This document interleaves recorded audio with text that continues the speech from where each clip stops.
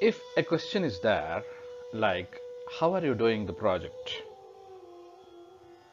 So, this word how expects a sort of explanation. The explanation will be about how you are doing the project. You require the help of some adverbs. I am doing the project well. So if you say I'm doing the project well, so well is an adverb. The project is going on so. So even so is an adverb. How did the boat go? Let us take up this question. How did the boat go? Boat ಯಾವ ಥರ ಹೋಯ್ತು? ನಿಧಾನಕ್ಕೆ ಹೋಯ್ತಾ? ಫಾಸ್ಟಾಗಿ ಹೋಯ್ತಾ? So you will be answering with slowly, fast, quickly, in a beautiful way. So this is how you will answer.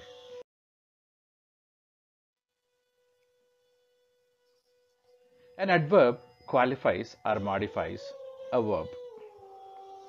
We have already watched an adjective. Adjective nalli kuda adu qualifies and modifies, but not a verb. It qualifies. Adjective qualifies or modifies a noun. Here you add something to the verb. That's why it's called adverb. We use an adverb to explain how, when, where, why things are done. ನಾವು ಒಂದು ಕೆಲಸ ಹೇಗಾಯಿತು, ಯಾವಾಗಾಯಿತು, ಎಲ್ಲಾಯಿತು, ಯಾಕಾಯಿತು, ಈ ಪ್ರಶ್ನೆಗಳಿಗೆ ನಾವು ಉತ್ತರಗಳನ್ನು ಕೊಡಬೇಕು ಅಂತ ಆದರೆ ಆಗ ನಾವು ಅಡ್ವರ್ಬ್ಗಳನ್ನು ಉಪಯೋಗಿಸ್ತೀವಿ.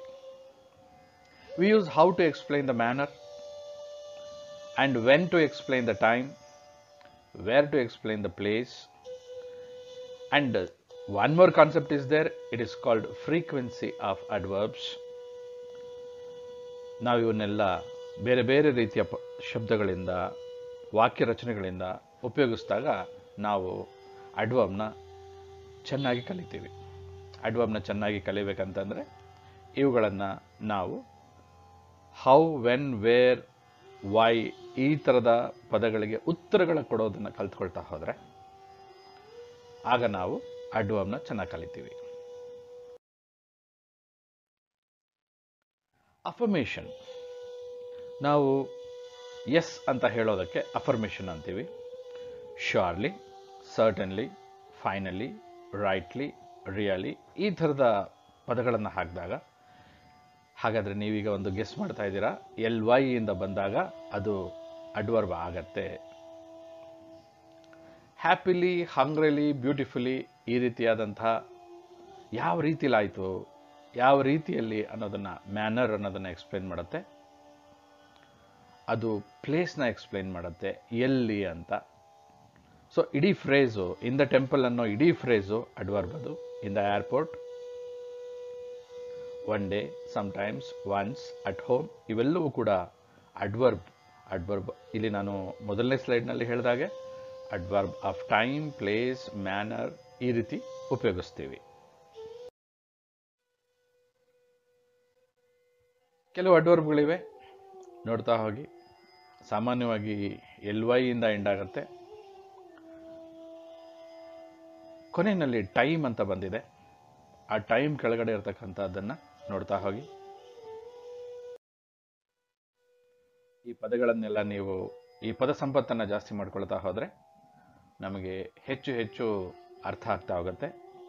ಈ ಲಿಸ್ಟ್ ಅಡ್ವರ್ಬ್ ಆಫ್ ಪ್ಲೇಸ್, ಪ್ಲೇಸ್ನ ಹೇಗೆ, ಎಲ್ಲಿ, there, up, abroad, back, east, here ಈ ಎಲ್ಲ ಪದಗಳುವೆ ನಮಗೆ ಅಡ್ವರ್ಬ್ ಆಫ್ ಪ್ಲೇಸ್ನ ಹೇಳುತ್ತೆ. ಒಂದೊಂದೇ ಪದ ಮತ್ತು ಈ ಪದಗಳ ಅರ್ಥ, when you get the meaning of these words, ನಿಮಗೆ ಇವನ್ನ ಉಪಯೋಗಿಸೋದು ಹೇಗೆ, ಈ ಪದಗಳನ್ನು ಕೂಡ ನಾವು ಅಡ್ವರ್ಬ್ಸ್ ಅಂತೀವಿ. ಹಾಗೆ ನಾನು ನಿಮಗೆ ಮೊದಲು ಲಿಸ್ಟ್ ಕೊಡ್ತಾ ಹೋಗ್ತೀನಿ. ಆ ಲಿಸ್ಟ್ ನೋಡಿದಾಗ ನಿಮಗೆ ಅರ್ಥ ಆಗತ್ತೆ. ಇದು ಕೂಡ ಅಡ್ವರ್ಬ್ ಆಫ್ ಪ್ಲೇಸ್ ಅಂತಲೇ ಕರಿತೀವಿ. ನೋಡ್ತಾ ಬನ್ನಿ. ಪ್ರತಿಯೊಂದು ಕೂಡ ಪದಗಳು ಅಡ್ವರ್ಬ್ ಆಫ್ ಪ್ಲೇಸ್ನ ಹೇಳ್ತಾ ಹೋಗುತ್ತೆ. ಈಗ ಅಡ್ವರ್ಬ್ ಆಫ್ ಟೈಮ್ಗೆ ಯಾವ್ಯಾವ ಥರದ ಪದಗಳು ಬರುತ್ತೆ ಅಂತ ನೋಡ್ತಾ ಹೋಗಿ. ಒಂದು ಒಳ್ಳೆ ಲಿಸ್ಟ್ ಇದು. ಈ ಲಿಸ್ಟ್ ಇದ್ದರೆ ಇದನ್ನು ಬಳಸಿದ್ರೆ ನಾವು ನಮ್ಮ ಪದಗಳನ್ನು, ನಮ್ಮ ಸೆಂಟೆನ್ಸ್ಗಳನ್ನು ತುಂಬ ಚೆನ್ನಾಗಿ ಬಳಸ್ತೀವಿ. ನಾವು ಈ ಪದಗಳ ಅರ್ಥಗಳನ್ನು ಒಂದು ಡಿಕ್ಷನರಿಯಲ್ಲಿ ಹುಡುಕಿ ಇದನ್ನು ಹೇಗೆ ನಾವು ಉಪಯೋಗಿಸ್ಬೇಕು, ಇನ್ನು ಈ ಸ್ಲೈಡ್ಗಳ ಈ ವಿಡಿಯೋ ಕೊನೆಯಲ್ಲಿ ನಾನು ಇವುಗಳನ್ನು ಹೇಗೆ ಬಳಸಬೇಕು ಅನ್ನೋದನ್ನು ಹೇಳಿದ್ದೀನಿ. ಇದು ಕೂಡ ಅಡ್ವರ್ಬ್ ಆಫ್ ಟೈಮ್, ತುಂಬ ಒಳ್ಳೆ ಲಿಸ್ಟ್ ಇದೆ.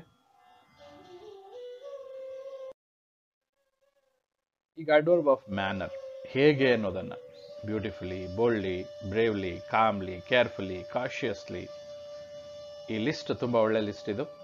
ಸೊ ಪಾಸಿಟಿವ್ ಅಂದರೆ ಒಳ್ಳೆಯ ಪದಗಳು, ಪಾಸಿಟಿವ್ ಆಗಿ ಉಪಯೋಗಿಸ್ತಕ್ಕಂಥ ಪದಗಳು, ಆನೆಸ್ಟ್ಲಿ, ಜನರಸ್ಲಿ, ಒಬಿಡಿಯಂಟ್ಲಿ, ಓಪನ್ಲಿ, ಜಸ್ಟ್ಲಿ. ಸೊ ಈ ಪದಗಳೆಲ್ಲ ತುಂಬ ಮುಖ್ಯ.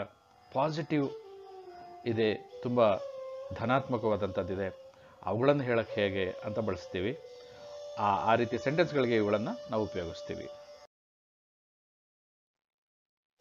ಇಲ್ಲಿ 2 ಲಿಸ್ಟ್ ಇದೆ. ನೆಗೆಟಿವ್ ಅಂತ, ನೆಗೆಟಿವ್ ಮ್ಯಾನರ್ ಹೇಳಲಿಕ್ಕೆ ಇದು ಕೂಡ ಅಡ್ವರ್ಬ್ ಆಫ್ ಮ್ಯಾನರ್. ಇಲ್ಲಿ ನೆಗೆಟಿವ್ ಜಾಸ್ತಿ ಇದೆ. ಆ್ಯಂಗ್ರಿಲಿ, ಆ್ಯಂಕ್ಷಿಯಸ್ಲಿ, ಆಕ್ವರ್ಡ್ಲಿ, ಬ್ಯಾಡ್ಲಿ, ಬ್ಲೈಂಡ್ಲಿ, ಕೇರ್ಲೆಸ್ಲಿ ನೋಡ್ತಾ ಹೋಗಿ ಈ ಪದಗಳಿಗೆ ಅರ್ಥವನ್ನು ಹುಡುಕಿ ಇವನ್ನೆಲ್ಲ ನಿಮಗೆ ನೆಗೆಟಿವ್ ಎಕ್ಸ್ಪ್ರೆಷನ್ಸ್ ಕೊಡಬೇಕು ಅಂದಾಗ ಈ ಲಿಸ್ಟ್ ನಿಮಗೆ ಹೆಲ್ಪಿಗೆ ಬರುತ್ತೆ.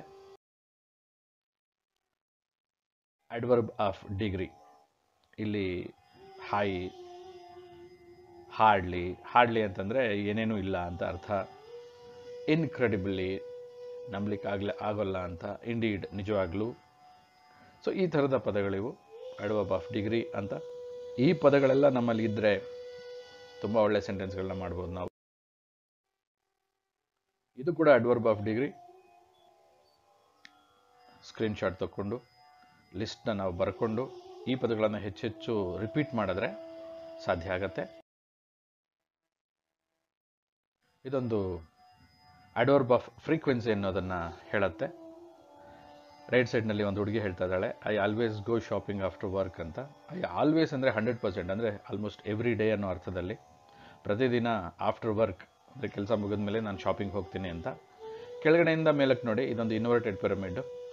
ಐ ನೆವರ್ ಗೋ ಶಾಪಿಂಗ್ ಅಂದರೆ ಹೋಗೋದೇ ಇಲ್ಲ ಅಂತ 0%, ರೇರ್ಲಿ ಅಂದರೆ 5%, ಸೆಲ್ಡಮ್ ಅಂದರೆ 10%, ಅಕೇಷನಲಿ ಅಂದರೆ 30%, ಸಮ್ಟೈಮ್ಸ್ ಅಂದರೆ 50%, ಆಫನ್ ಅಂದರೆ 70%, ಫ್ರೀಕ್ವೆಂಟ್ಲಿ ಅಂದರೆ 80%, ಯೂಶುವಲಿ ಅಂದರೆ 90%, ಆಲ್ವೇಸ್ ಅಂದರೆ 100%. ಇದನ್ನು ನಾವು ಈ ಅರ್ಥ ವ್ಯತ್ಯಾಸನ ತಿಳ್ಕೊಂಡ್ರೆ ನಾವು ಇದನ್ನು ಸರಿಯಾಗಿ ಉಪಯೋಗಿಸ್ತೀವಿ. ಬಿ ಸ್ಟಿಲ್, ಸ್ಟಿಲ್ ಅನ್ನೋಂಥ ಒಂದು ಅಡ್ವರ್ಬ್ನ ನೋಡೋಣ. ಬಿ ಸ್ಟಿಲ್ ಅಂದರೆ ಹಾಗೆ ಇರುವಂಥ. ಸ್ಟ್ಯಾಂಡ್ ಸ್ಟಿಲ್ ಅಂದರೆ ಅಲ್ಲಾಡಬೇಡ ಅಂತ. ಸಿಟ್ ಸ್ಟಿಲ್ ಅಂದರೆ ಅಲ್ಲಾಡ್ದಲೇ ಕುತ್ಕೋ. ಲೈ ಸ್ಟಿಲ್ ಅಂದರೆ ಅಲ್ಲಾಡ್ದಲೇ ಮಲ್ಕೋ. ಇದನ್ನು ಟೈಮ್ ಆಗಿ ಕೂಡ ಯೂಸ್ ಮಾಡ್ತೀವಿ. ಸ್ಟಿಲ್ ಆ್ಯಂಗ್ರಿ ಅಂದರೆ ಇನ್ನೂ ಕೋಪನ ಅಂತ. ಸ್ಟಿಲ್ ಸಿಂಗಲ್ ಅಂದರೆ ಇನ್ನೂ ಒಬ್ಬನೇ ಇದೆಯಾ ಅಂತ. ಸ್ಟಿಲ್ ಸ್ಟುಪಿಡ್, ಸ್ಟಿಲ್ ಹಂಗ್ರಿ, ಈ ಥರದ ಪದಗಳನ್ನು ನಾವು ಸ್ಟಿಲ್ ಅನ್ನೋದನ್ನು ನೋಡ್ತಾ ಇದ್ದೀವಿ. She is still at home, ಅವಳು ಇನ್ನೂ ಮನೆಯಲ್ಲೇ ಇದ್ದಾಳೆ. I still can't believe it, I still haven't seen her, ಇನ್ನೂ ಅವಳನ್ನು ನಾನು ನೋಡೇ ಇಲ್ಲ. The child is still sleeping, the ಮಗು ಇನ್ನೂ ಮಲಗಿದೆ. She still hates, loves, likes, misses, you, ಈ ಪದಗಳ ಬೇರೆ ಬೇರೆ ಹಾಕಿದಾಗ ಸ್ಟಿಲ್ ಆದಮೇಲೆ ಅದಕ್ಕೆ ಬೇರೆ ಅರ್ಥ ಕೊಡ್ತಾ ಹೋಗುತ್ತೆ. ಹೀ ಸ್ಟಿಲ್ ಬ್ಯುಸಿ, ಇನ್ನೂ ಅವರು ಬ್ಯುಸಿಯಾಗೇ ಇದ್ದಾರೆ. He still single. The food is still hot, ಅಂದರೆ ಆಹಾರ ಇನ್ನೂ ಬಿಸಿಯಾಗೇ ಇದೆ ಅಂತ. ಇನ್ನೂ ಕೆಲವು ಸೆಂಟೆನ್ಸ್ಗಳನ್ನು ನೋಡ್ತಾ ಹೋಗೋಣ. Are you still angry with me, ನನ್ನ ಮೇಲೆ ಇನ್ನೂ ಕೋಪನ. My father is 90 years old, still active, 90 ವರ್ಷ ನನ್ನ ಅಪ್ಪನಿಗೆ, ಆದರೂ ಅವರು ಇನ್ನೂ ಆ್ಯಕ್ಟಿವ್ ಆಗಿದ್ದಾರೆ. ಈಸ್ ಇಟ್ ಸ್ಟಿಲ್ ರೈನಿಂಗ್, ಇನ್ನೂ ಮಳೆ ಬರ್ತಾ ಇದೆಯಾ. Still she has got work, she can come, ಅವಳಿಗೆ ಇನ್ನೂ ಕೆಲಸ ಇದೆ, ಅವಳಿಗೆ ಬರೋಕ್ಕಾಗಲ್ಲ ಮನೆಗೆ. He is not studious, still scores well, ಅವನು ಅಷ್ಟು ಓದೋದಿಲ್ಲ ಆದರೂ ಕೂಡ ಚೆನ್ನಾಗಿ ಸ್ಕೋರ್ ಮಾಡ್ತಾನೆ. I saw at mid night, she was still studying, ಮಧ್ಯರಾತ್ರಿ ನೋಡಿದೆ, ಅವಳು ಇನ್ನೂ ಓದ್ತಾ ಇದ್ಲು. I advised many times but he still smokes, ಎಷ್ಟೋ ಸಲ ಹೇಳಿದ್ದೀನಿ ಆದರೂ ಕೂಡ ಇನ್ನೂ ಸ್ಮೋಕ್ ಮಾಡ್ತಾನೆ.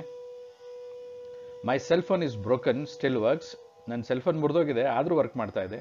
ಸ್ಟಿಲ್ ಅನ್ನೋದು ಆದರೂ ಅನ್ನೋ ಅರ್ಥದಲ್ಲಿ ಹೇಗೆಲ್ಲ ನಾವು ಬಳಸಿದ್ದೀವಿ ಅಂತ ನೋಡ್ತಾ ಇದ್ದೀವಿ. ಯೆಟ್ ಅನ್ನೋ ಪದನ ನೋಡೋಣ. Usually comes at the end. Yet is use mostly in negative or interrogative sentences. Not yet, ಇನ್ನೂ ಇಲ್ಲ. ನಾಟ್ ಎಟ್ ಶ್ಯೂರ್, ಇನ್ನೂ ಗೊತ್ತಿಲ್ಲ. ನಾಟ್ ಎಟ್ ಡಿಸೈಡೆಡ್, ಇನ್ನೂ ಡಿಸೈಡ್ ಮಾಡಿಲ್ಲ. ನಾಟ್ ಎಟ್ ಕಮ್, ಇನ್ನೂ ಬಂದಿಲ್ಲ. ಸೊ ಇನ್ನೂ ಅನ್ನೋ ಪದನ, ಈ ಪದಗಳಲ್ಲಿ ಅರ್ಥನ ನಾವು ನೋಡ್ತೀವಿ. ಐ ಹ್ಯಾವಂಟ್ ಸ್ಟಾರ್ಟೆಡ್ ಎಟ್, ಇನ್ನೂ ಶುರು ಮಾಡಿಲ್ಲ. ಐ ಕಾಂಟ್ ಬಿಲೀವ್ ಇಟ್ ಎಟ್, ಇನ್ನೂ ನಂಬಕ್ಕಾಗ್ತಾ ಇಲ್ಲ. ಐ ಹ್ಯಾವಂಟ್ ಸೀನ್ ಹರ್ ಎಟ್, ನಾನು ಇನ್ನೂ ನೋಡೋಕ್ಕಾಗ್ತಿಲ್ಲ. ಸ್ಟಿಲ್ ಅನ್ನೋದಕ್ಕೂ ಇನ್ನೂ ಅನ್ನೋ ಅರ್ಥನೂ ಮತ್ತು ಆದರೂ ಅನ್ನೋ ಅರ್ಥನೂ ಬರುತ್ತೆ. ಎಟ್ ಅಂದ್ರೂ ಇನ್ನೂ ಅನ್ನೋ ಅರ್ಥ ಬರುತ್ತೆ. ಆದರೆ ಎಟ್ ಅನ್ನೋದನ್ನ ನಾವು ನೆಗೆಟಿವಲ್ಲಿ ಜಾಸ್ತಿ ನೋಡ್ತೀವಿ, ಕ್ವಶನಲ್ಲಿ ಜಾಸ್ತಿ ನೋಡ್ತೀವಿ. ಸ್ಟಿಲ್ ಅನ್ನೋದನ್ನ ಪಾಸಿಟಿವಲ್ಲಿ ಜಾಸ್ತಿ ನೋಡ್ತೀವಿ, ಅಸರ್ಟಿವ್ ಸೆಂಟೆನ್ಸಲ್ಲಿ ಜಾಸ್ತಿ ನೋಡ್ತೀವಿ. The child is sleeping yet, I can't tell you, ನನಗೆ ಹೇಳೋಕ್ಕಾಗಲ್ಲ, ಇನ್ನೂ ಹೇಳೋಕ್ಕಾಗಲ್ಲ. He hasn't gone home yet, ಇನ್ನೂ ಮನೆಗೆ ಹೋಗಿಲ್ಲ ಅವನು. She hasn't finished her breakfast yet, ಇನ್ನೂ ತಿಂಡಿ ತಿಂದಿಲ್ಲ. ಹ್ಯಾಸಂಟ್ ಹಿ ಅರೈವ್ಡ್ ಎಟ್, ಇನ್ನೂ ಬಂದಿಲ್ವಾ. I haven't done anything yet, ನಾ ಇನ್ನೂ ಏನೂ ಮಾಡಿಲ್ಲ. They are yet to come, ಇನ್ನೂ ಬರಬೇಕು. Nothing has changed her yet, ಅವಳನ್ನು ಇನ್ನೂ ಏನೂ ಬದಲಾಯಿಸೇ ಇಲ್ಲ. Have you met anybody yet, ನೀನು ಯಾರನ್ನಾದರೂ ಭೇಟಿ ಮಾಡಿದ್ಯಾ. I haven't asked anyone yet, ನಾ ಇನ್ನೂ ಯಾರನ್ನೂ ಕೇಳಿಲ್ಲ. We are not married yet, ನಾವು ಇನ್ನೂ ಮದುವೆ ಆಗಿಲ್ಲ. She hasn't got any kids yet, ಅವಳಿಗಿನ್ನೂ ಮಗು ಇಲ್ಲ. We can't ask her yet, ನಾವಿನ್ನೂ ಅವಳನ್ನ ಕೇಳಕ್ಕಾಗಿಲ್ಲ. ಈಗ ಕೆಲವು ಸೆಂಟೆನ್ಸಸ್ಗಳು ಫಿಲ್ ಅಪ್ ದಿ ಬ್ಲ್ಯಾಂಕ್ಸ್ ಮಾಡಬೇಕು ನಾವು. ಅಲ್ಲಿ ಪ್ರತಿಯೊಂದಕ್ಕೂ ಆಪ್ಷನ್ಸ್ಗಳಿವೆ. ಆ ಆಪ್ಷನ್ಸ್ಗಳು ಬ್ಲೂ ಇಂಕಲ್ಲಿದೆ, ಪ್ರಶ್ನೆಗಳೆಲ್ಲ ರೆಡ್ ಇಂಕಲ್ಲಿದೆ. ಬ್ಲೂ ಇಂಕಲ್ಲಿರ್ತಕ್ಕಂಥ ಆಪ್ಷನ್ನಲ್ಲಿ ಒಂದು ಆಪ್ಷನ್ನ ತಗೋಬೇಕು. ನೀವು ಇಲ್ಲಿ ಪಾಸ್ ಮಾಡ್ಕೊಳ್ಳಿ, ಪಾಸ್ ಮಾಡಿಕೊಂಡು ಅಥವಾ ಸ್ಕ್ರೀನ್ಶಾಟ್ ತೆಕ್ಕೊಂಡು ಇದಕ್ಕೆ ಉತ್ತರ ಬರೀರಿ. ಇದಕ್ಕೆ ಉತ್ತರಗಳನ್ನು ಬರೆದಾಗ ನಿಮಗೆ, ನಾನು ಅನ್ಕೊತೀನಿ ನೀವೀಗ ಇದಕ್ಕೆ ಉತ್ತರನ ಬರೆದಿದ್ದೀರಾ, ನಿಮಗೆ ನೀವೇ ಮೋಸ ಮಾಡ್ಕೊಳ್ತಿಲ್ಲ ಅಂತ ಅನ್ಕೊಂಡಿದ್ದೀನಿ. ಇವಾಗ ನಾವು ಉತ್ತರ ನೋಡೋಣ, ಬನ್ನಿ. She writes. ಸೊ 1ಗೆ B is the answer. She writes quickly. Quick ಅಥವಾ ಫಾಸ್ಟ್ಲಿ ಅನ್ನೋದು ಎರಡು ಉತ್ತರ ಬರೋದಿಲ್ಲ. 1ಗೆ B is the answer. Fastly ಅನ್ನೋ ವರ್ಡ್ ಇಲ್ಲ. ಕ್ವಿಕ್ ಅನ್ನೋದು ಸೂಟಬಲ್ ಆಗಲ್ಲ, ಕ್ವಿಕ್ಲಿ ಅನ್ನೋದು ಸೂಟಬಲ್ ಆಗುತ್ತೆ. Snail moves, A is the answer. Slowly. Slowest ಅನ್ನೋ ಅಂತ ಆನ್ಸರ್ ಬೇಕಾಗಿಲ್ಲ. ಸ್ಲೋ ಅನ್ನೋದು ಸೂಟ್ ಆಗೋದಿಲ್ಲ. Tiger ate the deer. Incomplete, completely, complete. So B is the answer. 4th question, B is the answer. Ravi walks on rope carefully.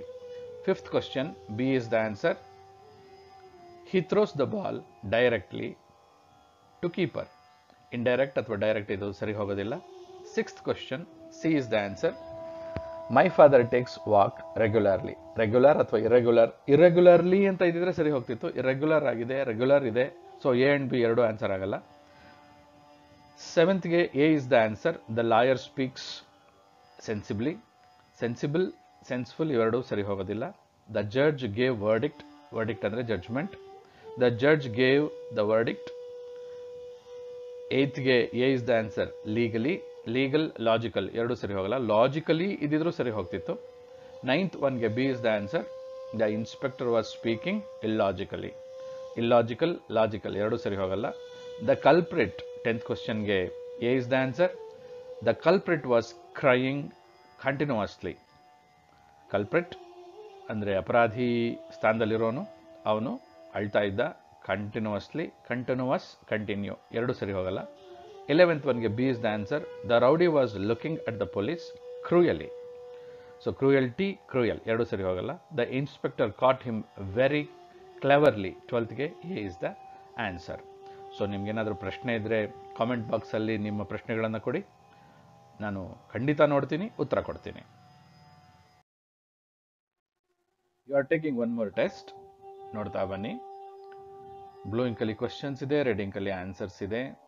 ಈಗ question ಆನ್ಸರ್ಸ್ನ ನೀವು ನೋಡಿದ್ದೀರಾ ಅಂತ ಅನ್ಕೊತೀನಿ. ಎಲ್ಲದಕ್ಕೂ ಆನ್ಸರ್ಸು ನೀವು ಬರೆದಿದ್ದೀರಾ.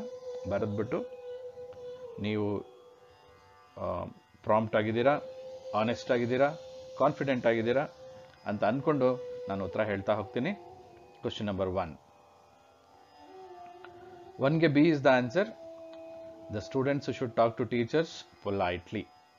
Second 1ಗೆ B is the answer. The child has eaten the apple partly. Third 1ಗೆ A is the answer. Good boys sit in the class quietly. Fourth 1ಗೆ C is the answer. The principal speaks very strictly. Fifth 1ಗೆ B is the answer. Our teachers scold us rarely. Sixth 1ಗೆ A is the answer. When I commit mistakes, my father talks to me personally. Seventh 1ಗೆ C is the answer. Children are playful. Children are usually, uses ಅಲ್ಲ, used ಅಲ್ಲ, usually playful. I don't keep my room messy. So messy, mess ಇದೆ, messiest ಇದೆ, ಇದು ಯಾವುದು answer ಆಗಲ್ಲ. Messy is the answer. Now national highways are, 9th one, C is the answer. Widely built. National highways are widely built. 10th one, C is the answer. Luckily, I didn't get difficult problems. 11th one, that is a 11th one, C is the answer. That is a differently prepared dress. A different ಯಾವುದು ಆಗಲ್ಲ. She is 12th one. She is 12th one. A is the answer. She is a politely behaved student. So notice, this is how answers are given. Check your answers. Understand. If you have question, put in the comment box. Thanks for watching. Have a nice time. Thanks for watching. Please put your valuable comments.